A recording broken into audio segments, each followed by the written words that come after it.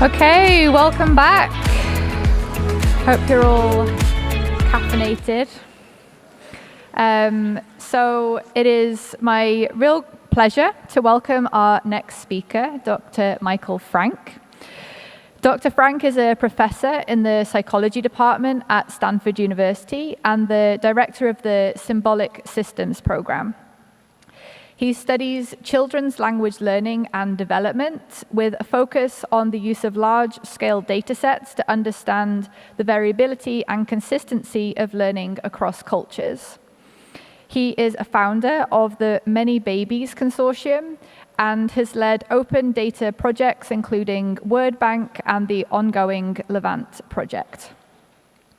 Dr. Frank's work brings together insights from the core disciplines that define the CCN conference, particularly between cognitive science and AI. He has received many awards for his multidisciplinary research, including the Troland Award from the National Academy of Sciences and the FAB's Early Career Impact Award. So please join me in giving a warm welcome to Dr. Michael Frank.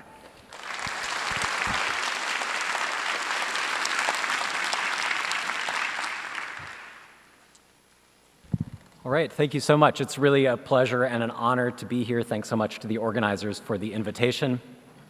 So I'd like to tell you a little bit about bridging the data gap between human children and AI models.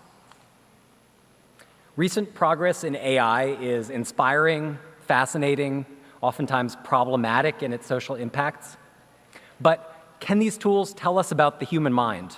In particular, can they provide us insights into how humans learn?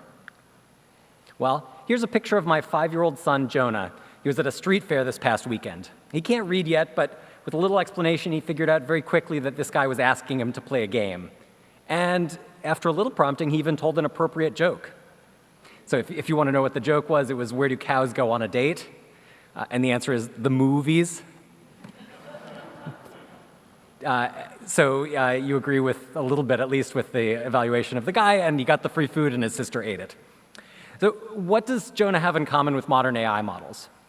Both he and state-of-the-art AI models are zero-shot learners. So they can perform new tasks on request just based on a brief rundown of the rules.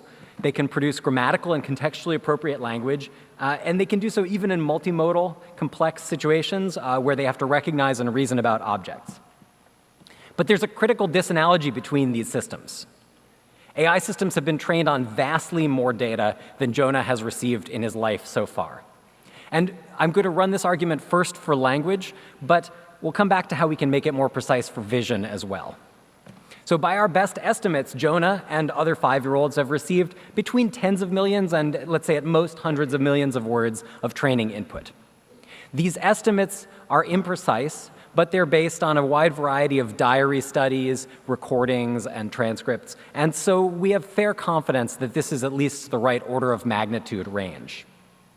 So in contrast to human children, LLMs show zero-shot learning, the really exciting behaviors that start to emerge at hundreds of billions, trillions, or even now in most recent models, tens of trillions of words of training data. So there's a data gap between humans and models, and that data gap is between 3 and at most 6 orders of magnitude. So it seems like it takes much, much more data to train models to do, in some sense, the same tasks than it does to train the kids. This is the idea of a data gap, and that's what this talk is going to be about. How to measure such gaps, how to think about them, and how to explain them. And that's what I'll tell you about for the next few minutes. So let's get just a tiny bit more precise with data gaps. So let's do this for a specific task. So let's say for grammar learning or visual categorization, we can try to measure our data gap in terms of some human-compatible metric. So we want some task that yields a performance number that is comparable between humans and models. We want to be running fundamentally the same evaluation. And we want a horizontal axis here that's amount of training data. This is typically in the logarithm, and we want that training data to be human data. So now we can define some age level of performance. That's our human top line, and the data quantity at that particular age. And now if we run some model and we look at its performance across different amounts of data, we can fit some kind of scaling curve. These are often linear in the log, not always. And then that will reveal to us some kind of data gap. Or perhaps there will be none. But in the case of language production and zero-shot learning and so forth, it appears, at least intuitively for now, that we have a pretty large data gap. How might we explain these gaps? Well, we can turn to the cognitive science and developmental psychology literatures for some potential hypotheses for bridging this gap, for trying to understand what is going to make the difference if we make an access of 5 or 6 orders of magnitude, or even a few fewer. We could try to parcel up those orders of magnitude based on what potential explanations there are. One popular and common hypothesis in the developmental literature is nativism. The idea here is that human children have an innate endowment. You could think of this as evolutionary pre-training, if you want, that allows them to learn faster and more efficiently from the kind of data they receive. Maybe this is innate concepts of objects, events, number, space, time, and so forth. Maybe it has another form. An alternative, not necessarily mutually exclusive hypothesis, is constructivism, in which the efficiency of human learners would be due to their active learning and exploration, so they're testing hypotheses about the world, or perhaps their social learning, they're learning from others through input that is curated by caregivers and peers. A third hypothesis, again, not mutually exclusive, but trading off with these, is simply that the nature of the data received by human children is different. So maybe this was your first response when you saw the data gap graph that I showed in the previous slide, that counting words really doesn't give you a full sense of the information that's received by the child. So perhaps just having access to a rich multimodal signal with visual and haptic and somatosensory inputs all coming in provides enough information for learning to take place. And finally, you might say, hey, all of this is premature. fundamentally, we just have comparison issues. Our evaluations are not synchronized. You want GPT-4o to know all of the knowledge in the world and speak 100 languages, and all you want from the 5-year-old is for them to kind of pay attention in school and learn the rules of the game. So all of these are possible hypotheses that are on the table. But what I want to argue here is that fundamentally, before we start to address these hypotheses, there's an important strategy that we have to follow for quantifying data gaps, for being more precise in our measurement. Here's the strategy. We take our AI algorithm of choice, and we train it on children's training data, and we evaluate it on children's learning outcomes. And then we can contrast this AI algorithm with different algorithms, say one that has more innate knowledge, or one that has a more embodied active learning strategy, or any other hypothesis that we're interested in testing. So basically, the strategy here is to use LLMs or other large AI models of whatever class as cognitive models. Just to review what that strategy looks like, we've got some human system of interest. We're fundamentally interested in understanding human learners. Human learners take input data and produce target behaviors. Why might we want a scientific model of that system? Maybe that's obvious to all of you, but fundamentally we want a scientific model because we want to perform causal interventions on that model that are not accessible or are difficult in the target system. So if we are thinking that the target system is humans and it's modeled by the AI algorithm, which also receives input data and also produces target behavior, we have access to a palette of causal interventions that's broader than what we can do on the human system. For example, we can perform controlled rearing experiments that are difficult at best and unethical most of the time, where we intervene on the model's input data and we measure the effects on behavior. We can also perform probing experiments where we investigate the causal dependencies between the internal states of the model and the observed behavior. Again, difficult at best and often impossible for human systems. And finally, we can evaluate the target behavior under different experimental conditions. This is just doing standard behavioral experiments, but doing these at scale with human beings is costly and difficult. In contrast, doing this at scale in computational systems is quite easy. Now, just a brief soapbox moment. This kind of cognitive modeling is really only possible with open LLMs and open AI models. So that's not really true for commercial artifacts, right? You can't do controlled rearing with commercial artifacts. You can't retrain the models, and you don't even know what the training data are. You can't do probing interventions because you can't examine the representations in most of these commercial models, and you can't intervene on them.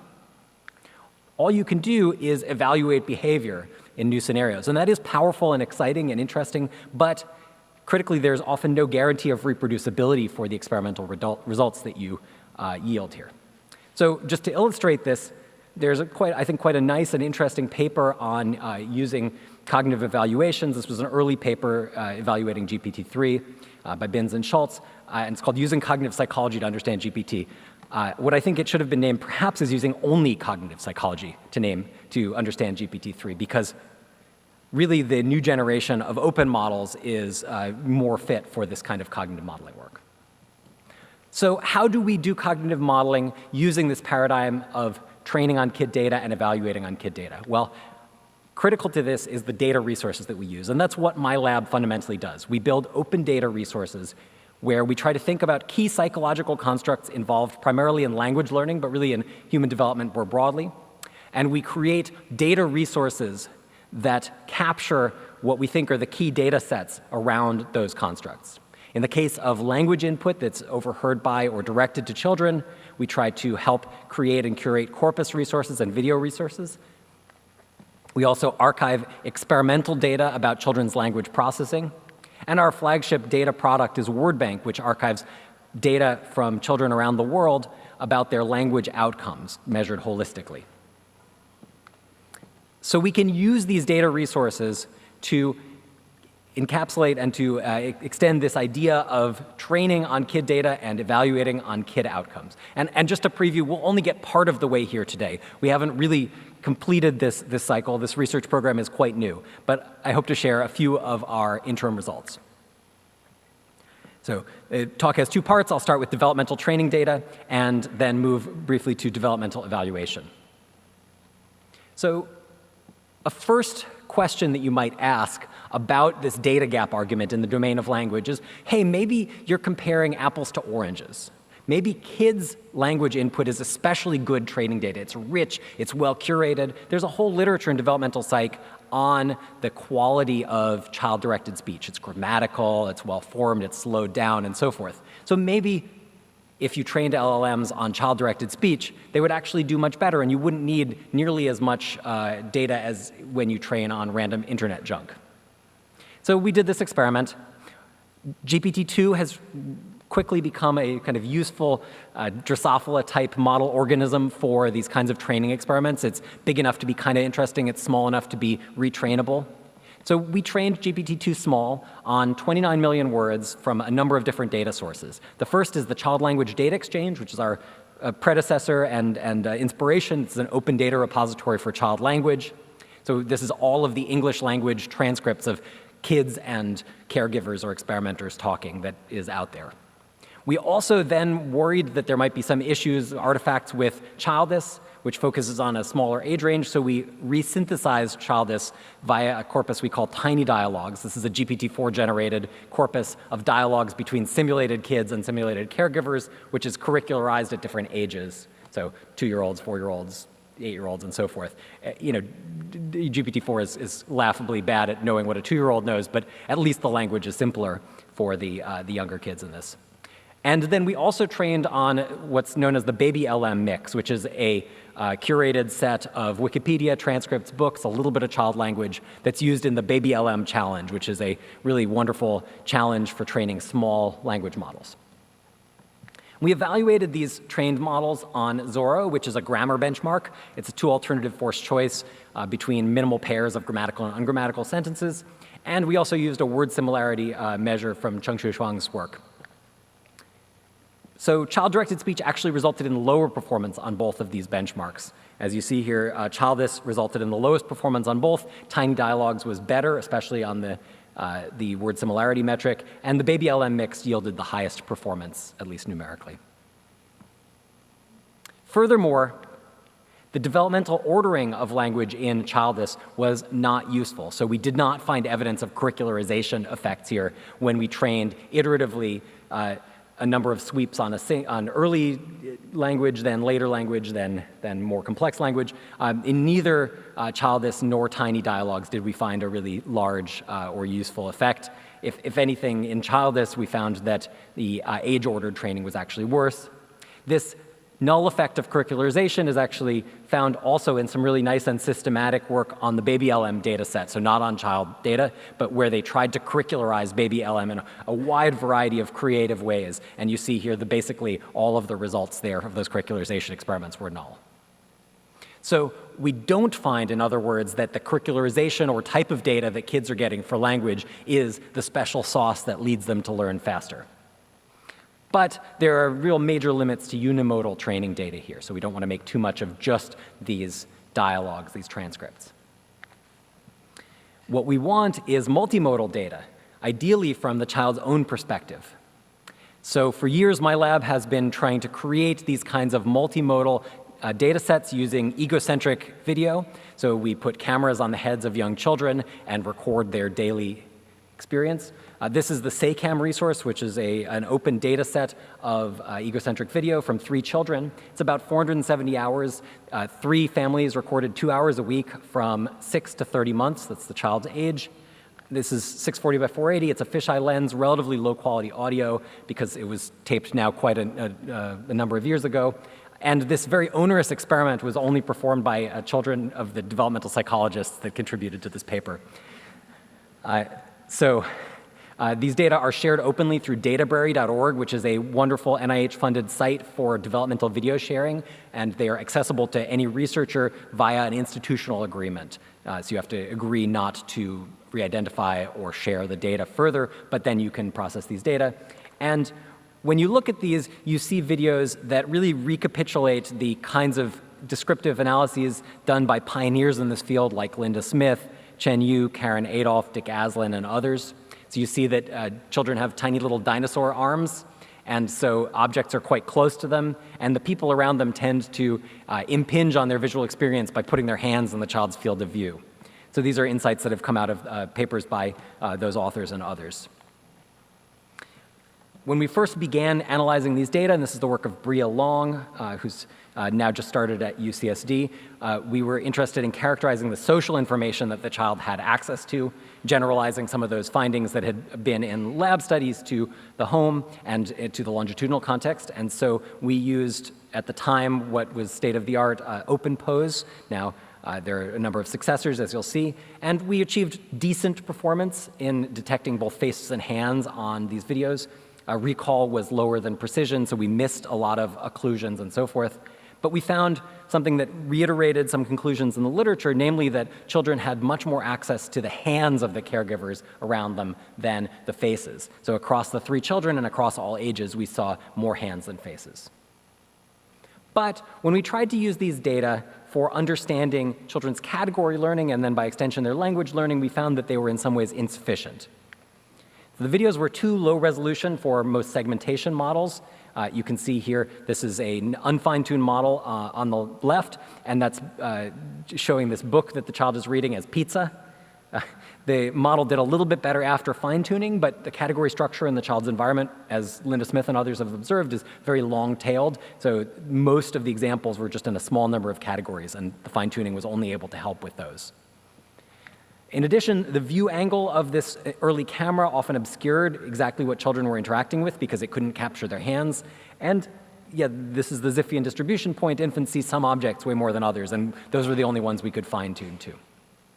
So we weren't able to make as much progress on language learning multimodally with this data set as we would have liked, but we did make some progress here, and here the work is really due to Zhengshu Shuang and Dan Yemens, who trained models on the SACAM headcam data.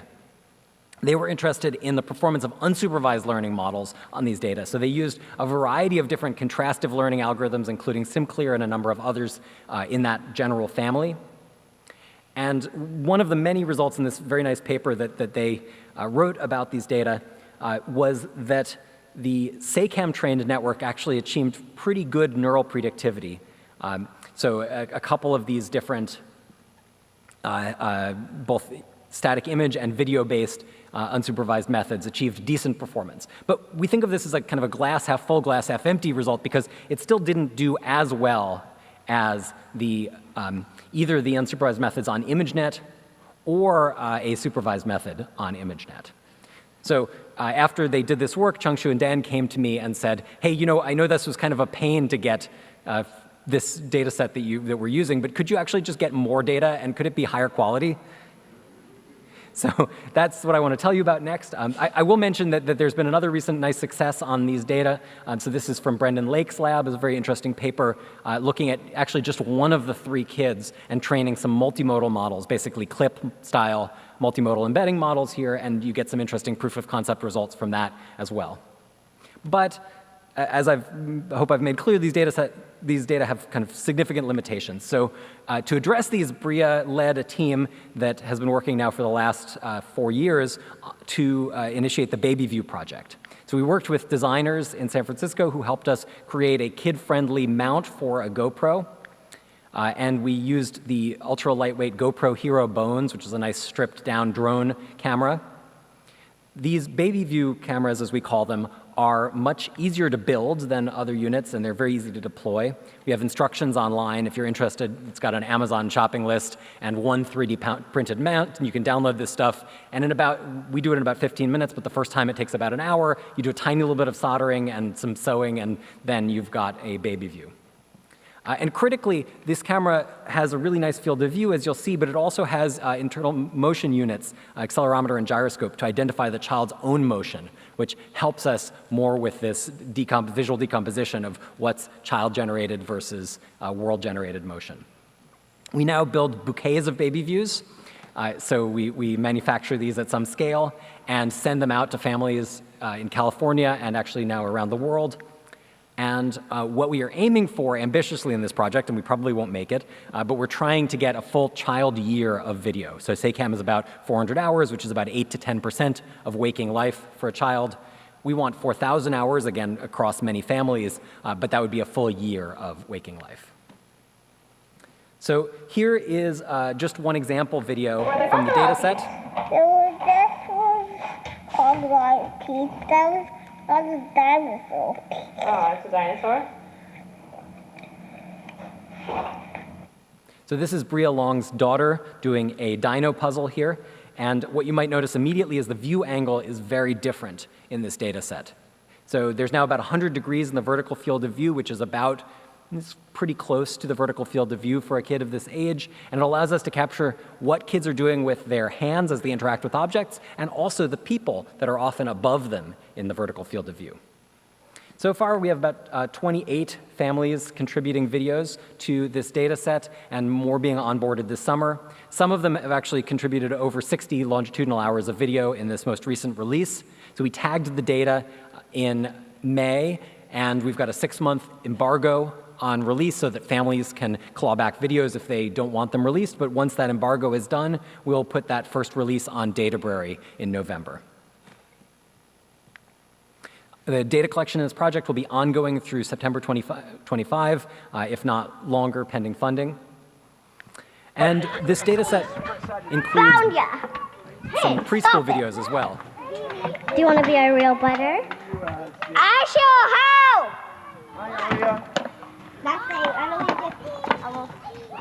Do you want to be a real butter? No. Do you want to be a real butter? No. But you already were. So we are very cognizant of the fact that the vast majority of developmental work, especially open developmental video, takes place in the child's own living room or other places in their house. And that doesn't actually reflect all of children's visual experience.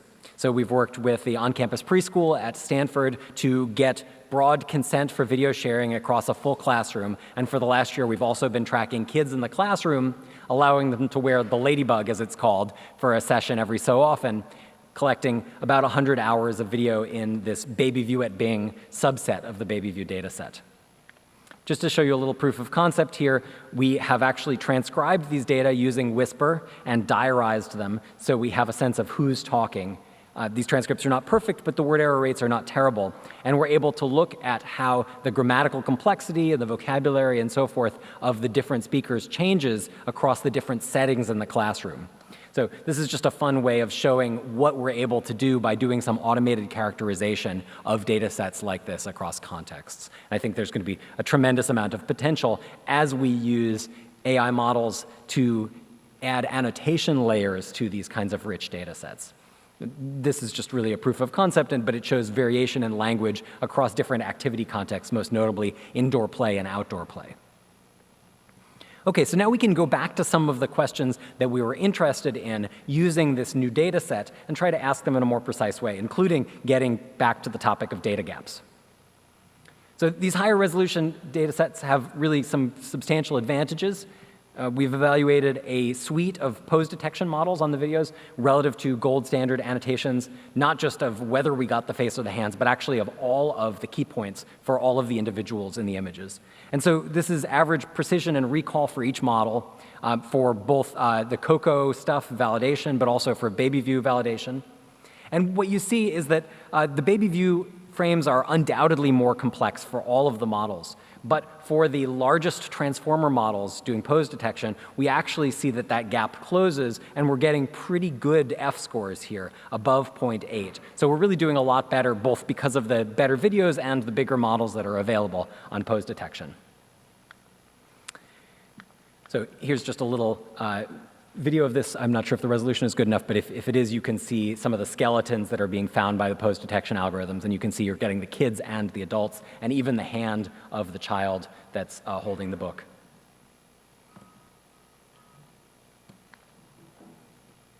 We've also found these higher resolution egocentric images provide better data for object segmentation. So now off-the-shelf models perform better. They're still imperfect, but this is a couple of frames from the same recording session where you see the original and the segmented version. And so just basic off-the-shelf mask RCNN is now performing considerably better. Okay, so now we can start talking a bit about data gaps. So first, let's go back to this question of language and language models, and we can think about the BabyView data and the SACAM data as naturalistic data for language model training and ask a little bit about data gaps and scaling.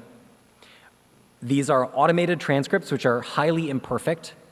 They're especially imperfect for the kids. So if you look at the 18-month-old word error rate there, it's approaching 1, which means essentially every word on average could be wrong. It's very hard to understand small babies for everyone, but also for Whisper.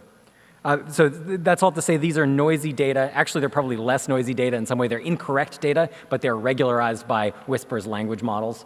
But with that caveat, here are some scaling results. So what you're seeing here in green is our scaling results on GPT-2 with BabyView and with BabyView plus SACAM. And then you see above that on the green line is BabyBerta, which is another baby language model trained on Childis. And you see our Childis results are very comparable. And then the green line is a different paper that uses SACAM. There's some kind of differences in evaluation that we could talk about.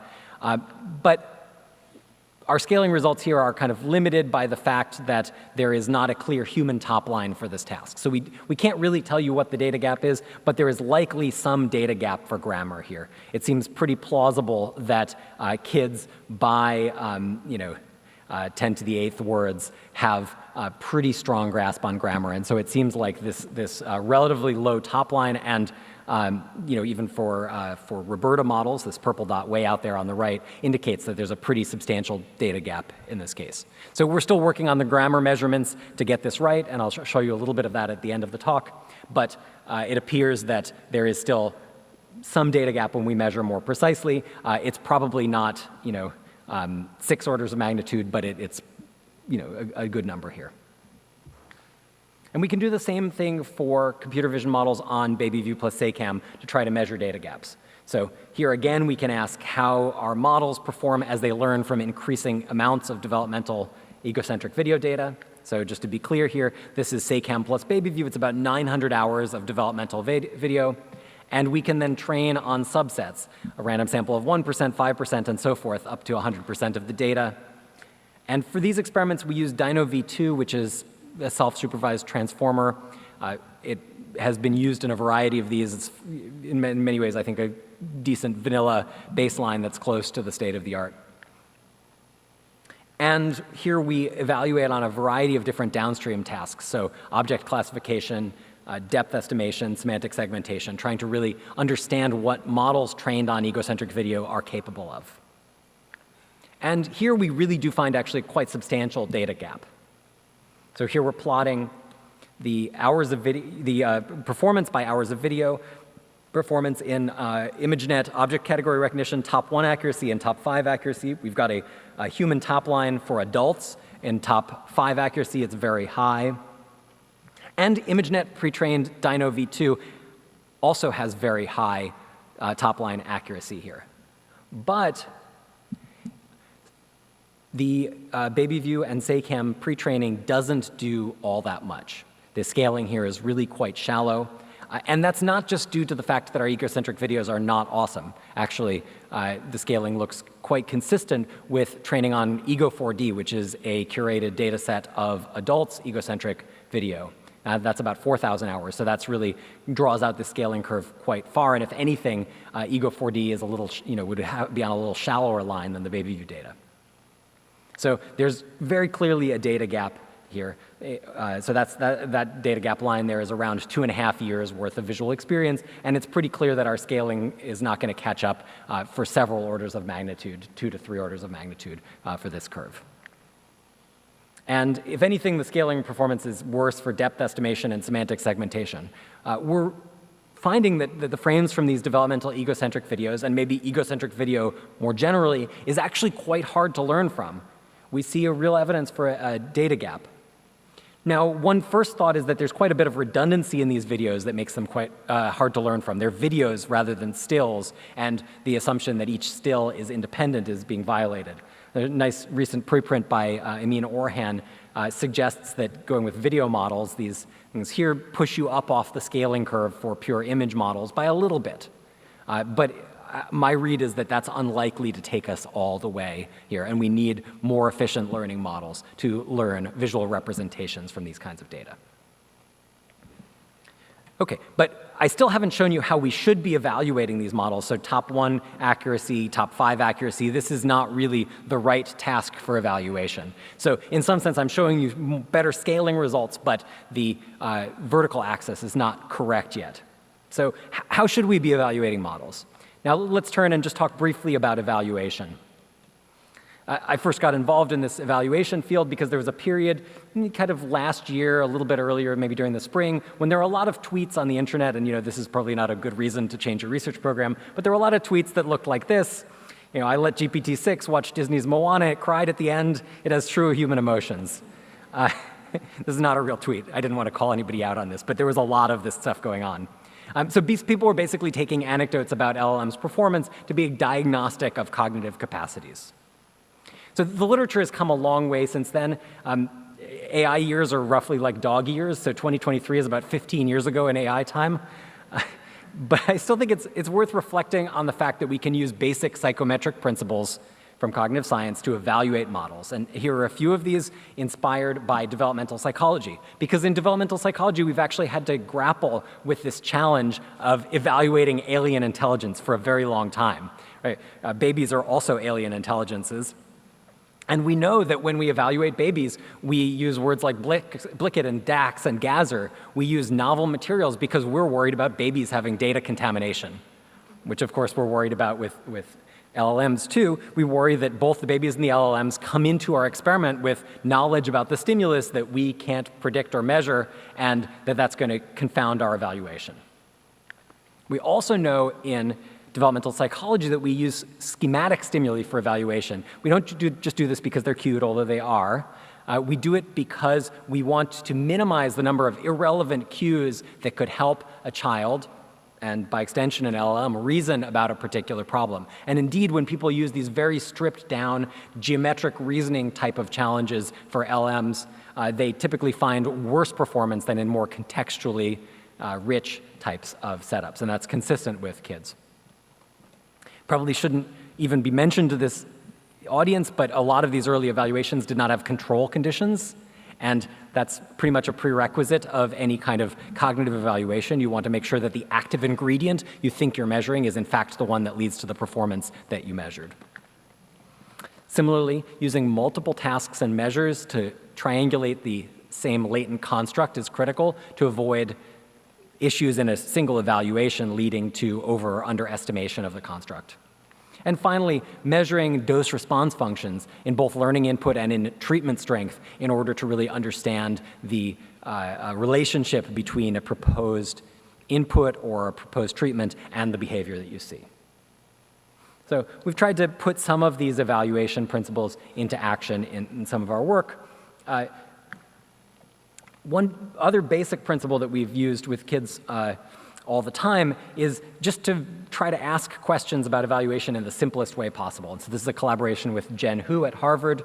So developmental psychologists call this idea of asking questions in a simple way task demands, that a particular evaluation might have auxiliary issues that make it hard beyond the difficulty of the thing that's being asked. And this comes up all the time when you work with kids, right? Because you ask a kid a question in a difficult way and the kid is going to crash and burn on the task just because they can't understand the question. And we were worried that the same thing was happening with LMs. So let's say we're interested in evaluating word prediction. We could ask the question of word prediction in two ways. First, we could do it in a standard prompt-based way. What word is most likely to come next in the following text? I take my coffee with cream and... please output your prediction here.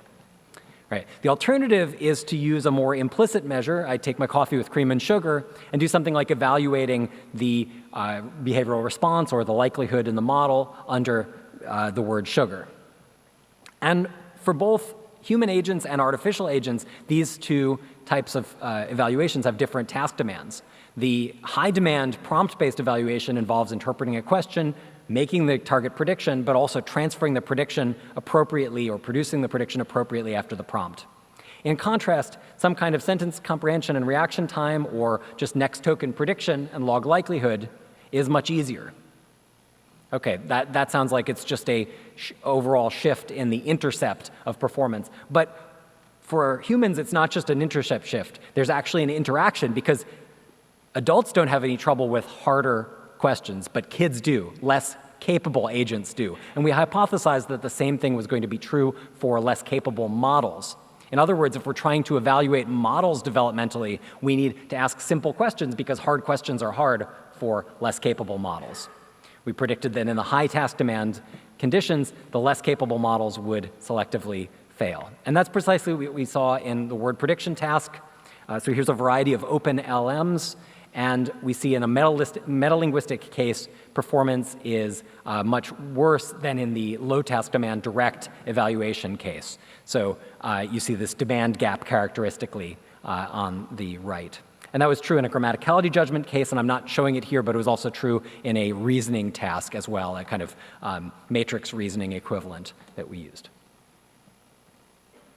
Okay, so these are things you don't want to do in evaluation. What should you do in evaluation? How do we, in fact, minimize task demands when we're measuring language and semantic structure for kids? Typically, this is done with multimodal materials. So here we introduced DevBench, which is a multimodal forced choice evaluation battery for multimodal models. The idea was to take three key constructs that people are interested in multimodal models, their lexical knowledge, their grammar knowledge, and their semantic associations, and to provide a benchmark that compared the responses of models, not just their accuracy, but also their response distribution to actual data from kids. So for vocabulary, we just looked at an alternative forced choice between a target picture and 3 distractors. For grammar, we did the same thing, but now it's a full sentence that's the prompt. And then for similarity and semantic structure, we used triad-type tasks where the similarity is measured between a probe and one or several alternatives. Of course, the issue here is that you need data from a large number of kids in order to really measure this. And so that's something that we actually specialize in. That's what we work on. So here's our visual vocabulary, forced choice vocabulary test. This replicates many commercial products, but the commercial products don't have any open data. So we had to redo their work and make this open. And that's what we've done if you're interested in vocabulary assessment. Milkshake. Is this the milkshake, Mommy? I don't know. What do you think? Yeah. Knee.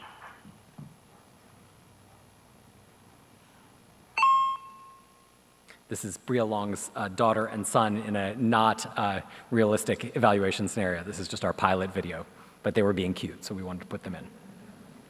So we've got data here from 1,600 kids ages 3 to 10, as well as an adult sample. And I'll just note that we are working now on cross-cultural developmental data collection with this and a variety of other measures through the Levante project. If you think about collecting data with kids and are interested in these sorts of measures, please check out Levante Network, which is our project. Okay, so let's use these data and evaluate models. So what we're doing here is we're taking OpenClip, which very nicely gives all of the checkpoints for the model, and we're evaluating each of them not on the model's accuracy on this test, but rather on its KL divergence between the response distribution of the kids and the response distribution of the model. We can do this for each of the age groups, and what we see is for just a single epoch of training, the model doesn't match any of the response distributions that well, but the response distribution it matches the best is actually the youngest kids. The adults are not well matched at all, but then as the model is trained here, this is actually log training epoch, you see that the match to the adults goes way up, so the divergence goes way down, and so the developmental ordering flips. The less trained model matches the young kids better, and the more trained model matches the older kids and adults better. Across different models, we see that the models that are the most accurate are the best predictors of human similarity across all of the tasks. And then within the visual vocabulary, which is the one where we have the most developmental data, less accurate models, this is on the left of that graph, that's the model trained on SACAM data that I mentioned from Brendan Lake's group. Less accurate models match younger kids better, and more accurate models match older kids better, and match older kids better than younger kids, and adults better than older kids. So we see that as accuracy goes up, there's a greater match to the adults, both within model for CLIP and across models, which I think is a kind of a fun developmental finding. More generally, DevBench here provides a set of tools where you can evaluate multimodal models, which ideally would be trained on children's data, to children's responses. So that would be really completing our cycle here, train on kid data and evaluate on kid data. And we hope that that'll provide some better insights. Okay, so let me take stock and then end. So remember, I told you that I had a bunch of ideas for how you might bridge this data gap. We haven't gotten there. We've mostly been trying to measure the data gap and understand if one exists. But let's look back at some of these issues. So for comparison issues, first of all, we know that now that we need to evaluate small models, we need simpler evaluations. We need things that are appropriate for kids, because if you take a complex evaluation, a small-scale model can actually fail for a variety of reasons that are irrelevant to your task. And of course, we need human data for comparison and more language and vision training data. We are working on these things, and we would love to collaborate with others who are interested in collecting these data sets. Multimodal grounding. This was actually my leading candidate for an explanation. But what can we say? Well, I found it personally very surprising that there was no big capacity jump in the commercial models when multimodal capabilities were added. We don't really know what the architectural assumptions are for Gemini or for Claude or any of these when multimodal data were added, but we believe they're probably just, the multimodal data are probably just in the token stream, and that doesn't seem to be doing very much. In addition, in well-controlled experiments by Chung-Shu and others, there are only small gains in visual grounding. So visual grounding does not seem to be a panacea, but maybe this is because visual grounding right now is still tokenized pixel-based representations with some pre-training layer, but perhaps we need something a little bit more like object-based rather than pixel-based grounding. Perhaps we need the physics of the real world playing out in order for multimodal grounding to work. So some initial negative signals, but maybe we're going about this not quite right. What can we say about active and social learning? Well, in terms of social learning and especially curricularization, it appears that the evidence for curricularization is weak in language. There's converging evidence from us and from BabyLM that that's not working. There's a little bit of positive evidence for curricularization effects in vision, that data for very young children might be especially good for training models, but these need to be replicated and extended, especially with our larger data sets. In terms of active learning, the picture is more complex. Video data only provides the outcome, not the state and the process that led the agent to get to that outcome. And so that's a real challenge. In order to address this, we're going to need new tools. We need artificial environments and then active learning agents that can be applied in that kind of environment in order to understand the gap between static training and active training. We can't do that with naturalistic data. Finally, in terms of innate endowments, low-dimensional pre-training is a really promising and exciting tool for instantiating innateness, and I think so we've got these distillation-type methods that can really help us understand how much pre-training is necessary to get a particular lead, and this could be a very exciting tool, but without measuring the information content of the training data, without this kind of clear link between kid data and kid outcomes, it's going to be very hard to evaluate these innateness claims. Okay, so I started here today by just making a basic observation that the amount of data that kids receive in language is radically different than the amount of data that LLMs receive. I've tried to make this a little bit more precise here by at least defining the kind of picture that would allow you to measure this kind of data gap. And what I've really fundamentally argued is that in order to draw these pictures right, we need to train on children's data and we need to evaluate on children's learning outcomes. Thank you.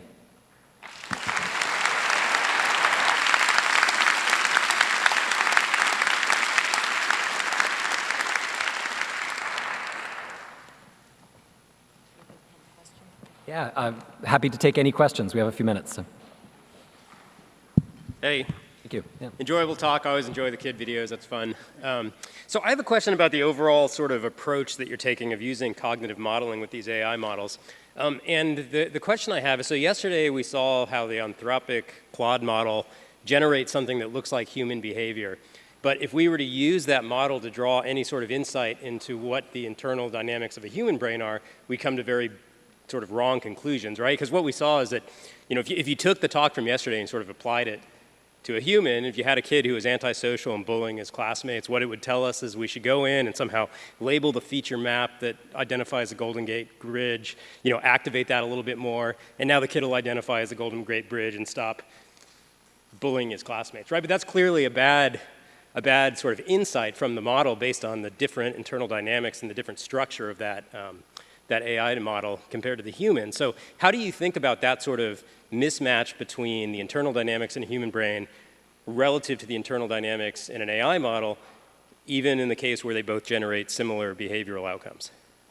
Yeah, it's a great question. So I take this to be a question about the parameters of the cognitive modeling that we are assuming, right, or the general modeled by relationship, and what kind of claim that we are making in that case. So classically, you know, if you push a model too far outside of the intended analogy, you may get really radically different or kind of absurd behaviors. And the terms of this debate have been a classic push-pull in the, you know, even in the kind of wave one of neural networks, right? So the classic past tense debate was all about, well, you know, if you push this past tense network in a particular way, it's going to produce something that's absurd that would never be produced. And then they say, yeah, okay, but I was really concerned with modeling this class of behaviors and not this other class of learning times or processes, or right. So the nature of the mapping between that you infer or that you claim for the cognitive model is really at issue. And so maybe my superficial response to your question is somebody claiming that we want to analogize the whole human system here? Because what I'm interested in here is modeled by relationship is learning the structure of language, or maybe the associations between words and objects, right? I'm trying to take a particular psychological problem and use a cognitive model to better understand the processes of learning that underlie that, as opposed to the holistic view of the organism where there are, I think, pretty obvious disanalogies, like the language models don't have agency or persistent memory stores, or they don't respond to reward in the same way. So there's like big structural disanalogies that I think make whole organism mapping really kind of off the table. So it's basically that you need some sort of alignment with the parameterization of the model, mapping or matching the sort of parameterization space that you're trying to study in the cognitive context. And you're not too worried about what this sort of underlying, as long as you have that sort of alignment, you're not too worried about what the underlying sort of dynamic model that's implementing the AI is relative to the dynamic system that is the human brain. I would say that across the sciences and within cognitive science, the progress that we've made in using models has typically using models as subsystems, models of subsystems rather than models of the holistic organism.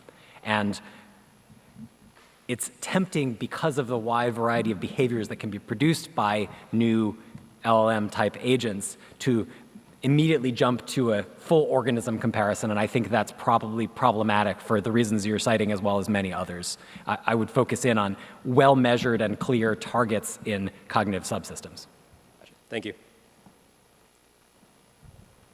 So one thing that immediately sprung to mind almost right away, even right before you started going over the different hypotheses for the data gap, was in human learning, it's not just that the input space is significantly more multimodal, meaning much higher dimensional. It's also the output space is much higher dimensional, where there's a much broader range of tasks that are possible.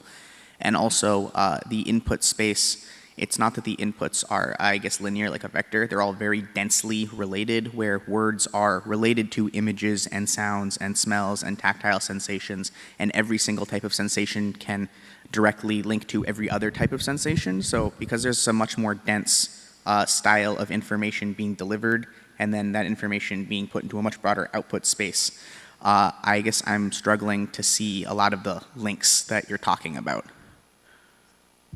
Okay, so your question is about whether the richness of the multimodal data, and in particular its correlational structure, is responsible for the richness of language learning, or the kind of faster language learning for kids, one, and two, whether the richness of their motoric and social outputs leads to a stronger signal for language learning. So on the second one, people have been debating about this for 70 odd years, but I would say the received consensus in the language learning literature is that reinforcement is not the primary signal that drives language learning. That's generally believed. So that's in part that's because kids learn to say grammatical sentences, and basically none of the reinforcement feedback they get is directly aimed at grammaticality. Now, could you derive a reinforcement signal? Yeah, people have argued about that, and there's some possibilities. But I would say that the output space is less a concern. In terms of the richness of the multimodal input space, yeah, absolutely. I think that's exactly the kind of thing that we're trying to capture with BabyView data. You could always say, well, there's even more richness than you have in those videos, and that's true, but we're going to have to start by asking, can we measure some of that richness, and does it yield the kind of improvements in training that we predict on the basis of a multimodal account? And that's precisely what people are trying to do. I guess it's not as much about reinforcement. Okay, sorry. Happy to take it offline. Yeah, go ahead. Excellent talk. I was a bit surprised by the null curricularization result, and I was just wondering if you could say more about it. In particular, do you think it's a quirk of LLMs, or do you think human children might have the same feature? Yeah, great question about curricularization. This has been a really persistent debate. There's lots of interest in whether potentially the immature system might benefit especially from curricularization, like small sentences, short working memory. This is the starting small hypothesis. I would say that my read of the evidence is that if curricularization were a strong effect for artificial systems, we'd see more positive results for curricularization. I would cite Dan Yeamans for this, but a number of folks in computer vision have said, well, okay, you do see these occasional positive results for curricularization, but they're not all over the place. And everybody would love to achieve that gain because it's a trivial gain to achieve if you can curricularize right based on some heuristic, and it's just not falling out. So it's possible that that's a disanalogy, and that when we see that in human-level cognitive systems, curricularization is really going to matter. That's entirely possible.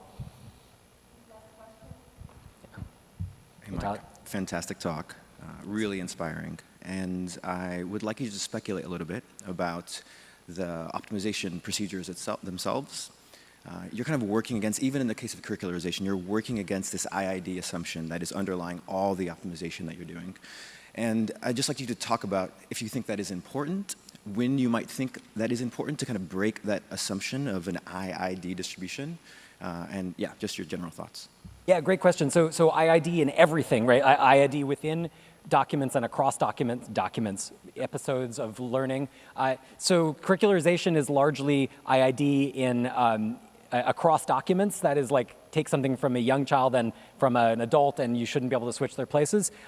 One result that is like slightly positive in the paper that I was presenting there that I didn't show is that IID within documents does matter. So in other words, if you shuffle language within a dialogue, it makes less sense and is less good training data.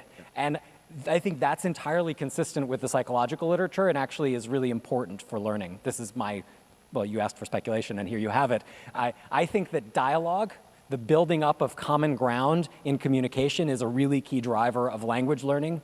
And that building of multimodal context, unimodal and multimodal context, really makes the learning problem much easier. That's like the previous 10 years of my work in some sense that I didn't talk about today because I've pivoted and now work on this kind of stuff. But I worked on pragmatics and word learning and was trying to figure out how context supported learning. And I think, so breaking that IID assumption, having models that really learn by building up a communicative context, that would be my guess. But I've been wrong before. That's wonderful. It would be great to see that also in the domain of vision as well, and not shuffling all these visual things. Anyway, I'll thank you so much. True. Okay, I think we have to end there. Thank you so much. Thank you, Mike. That was great. And a reminder that our diversity lunch, led by Laura Williams, is being held in Sala right now. and we'll see you back here after lunch.